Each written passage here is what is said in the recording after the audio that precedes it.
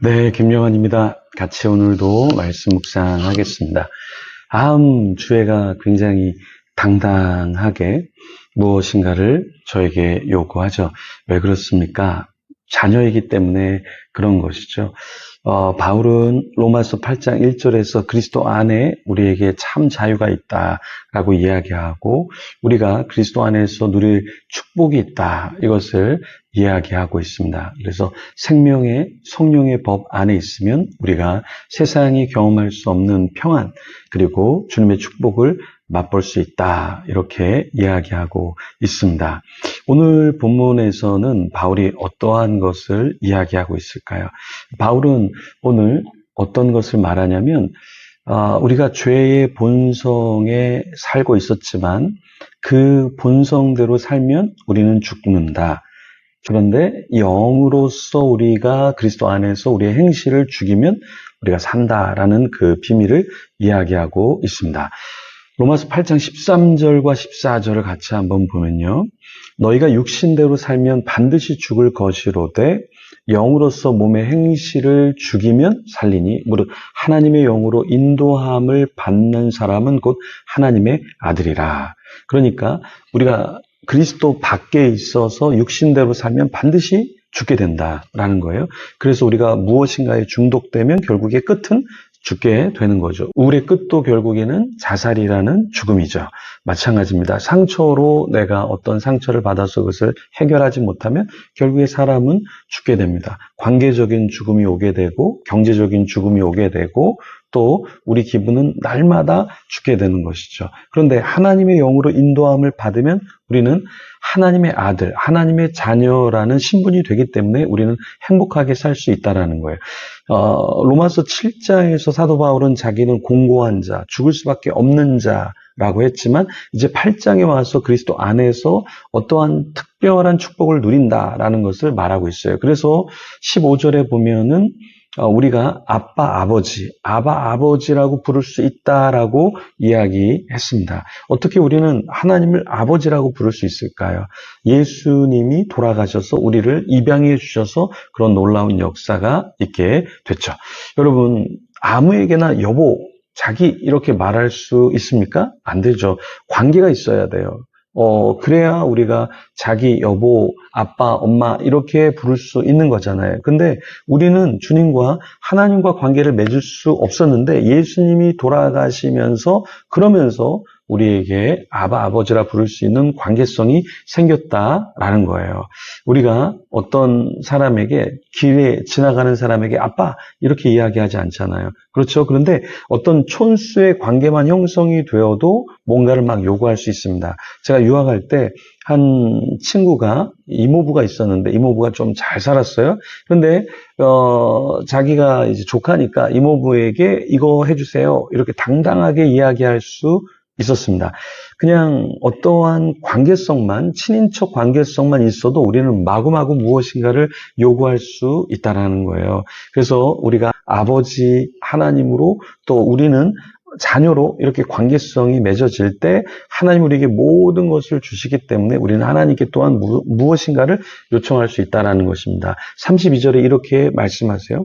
자기 아들을 아끼지 아니하시고 우리 모든 사람을 위하여 내어주시니가 어찌 그 아들과 함께 모든 것을 우리에게 주시지 아니하겠느냐. 그러니까 아들을 주신 분, 모든 것, 가장 중요한 것을 내어주신 분이기 때문에 우리에게 더 다른 것을 마다하지 않고 주신다라는 거예요.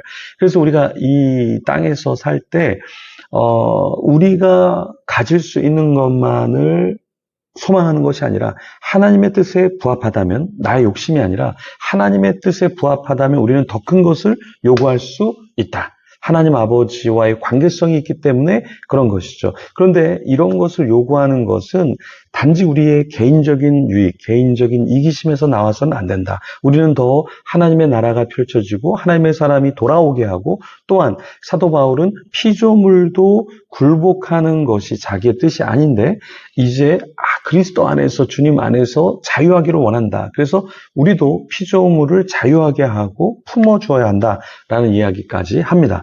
그래서 20절, 21절, 22절에 보면 피조물이 허무한데 굴복하는 것은 자기 뜻이 아니오 오직 굴복하게 하시는 이로 말미암음이라.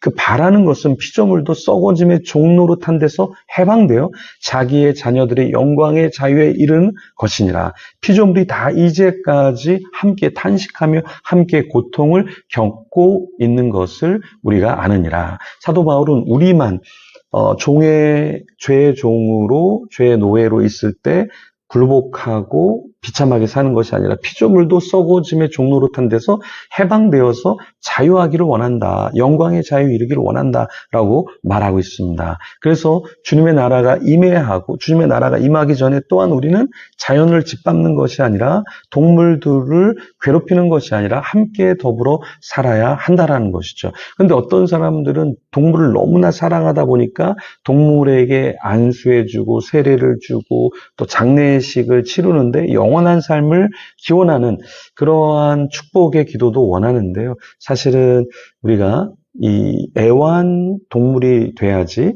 반려 그리고 너무 인간적인 존재처럼 취급해서도 안 되겠죠. 바울이 여기서 원하는 것은 무엇이냐? 바울이 원하는 것은 믿음의 삶을 살기를 원했던 것이죠. 그래서 그 믿음의 삶은 어떤 것입니까? 하나님과의 관계, 예수 그리스도 안에서의 자유, 거기서 끝나는 것이 아니라 우리는 피조물도 해방시켜주고 자유롭게 해줘야 한다라는 것입니다. 그 이유는 무엇이냐? 우리가 그리스도의 사랑을 받고 있기 때문이다. 그래서 35절에 누가 우리를 그리스도의 사랑에서 끊으리요? 환난이나 공고나 핍박이나 기근이나 적신이나 위험이나 칼이랴. 그 아무것도 어떤 것도 우리를 사망해서 주님 앞에서의 관계성에서 우리를 끊을 수 없기 때문에 우리는 주님 안에서 기뻐하고 감사하고 우리에게 주어진 일을 해야 한다라는 것입니다. 여러분, 오늘 우리에게 하루를 주셨습니다. 자유하게 하셨고 평안하게 하셨고 우리에게 주신 축복이 있습니다. 그것을 누려야겠죠. 나만 누리는 것이 아니라 함께 있는 자들도 이것을 누릴 수 있게 해줘야 합니다. 우리와 함께 있는 애완 동물과도 또 밖에 있는 들의 꽃에게도 우리는 하나님의 이 영광, 하나님의 자유, 하나님의 평안을 전해야 하는 것이죠. 짓밟고 우리가 억누르는 것이 아니라 우리가 축복을 받았기 때문에 그 축복을 흘려보내는 저와 여러분이 되기를 간절히 축원합니다. 이 시간에 그런 저와 여러분이 되도록 같이 기도하며 하나님 앞에 나아가도록 하겠습니다. 우리 눈을 감고 기도하며 나아갑니다.